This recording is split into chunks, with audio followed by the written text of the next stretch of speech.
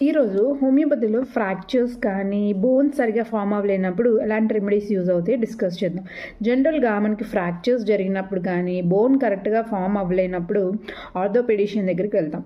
వాటితో పాటు homeopathy support తీసుకున్నట్టయితే చాలా ఫాస్ట్గా మనకి సిచ్యువేషన్ని రెక్టిఫై చేసుకోవచ్చు.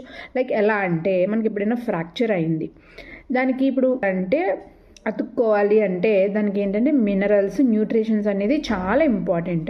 సో మన హోమియోపతిలో కాల్కేరియా ఫాస్ 6 అనేది రెగ్యులర్గా యూజ్ చేసినట్టయితే ఈ బోన్ రిపేర్కి కావాల్సిన రిక్వైర్డ్ న్యూట్రిషన్స్, మినరల్స్ అన్నీ కూడా ఫాస్ట్గా వెళ్ళేలాగా స్టిమ్యులేట్ చేస్తుంది. సో ఇది చాలా బాగా యూజ్ అవుతుంది.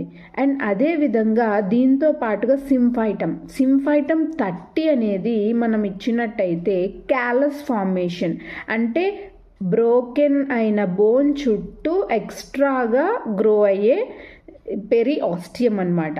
సో ఈ పెరిఆస్టియంని స్టిమ్యులేట్ చేస్తూ క్యాలస్ ఫార్మేషన్ని కరెక్ట్గా అంటే ఎక్కువ కాకుండా లేదు అంటే తక్కువ కాకుండా కరెక్ట్ అమౌంట్ ఆఫ్ క్యాలస్ ఫార్మేషన్ని సింఫైటమ్ 30 అనేది స్టిమ్యులేట్ చేయగలుగుతుంది.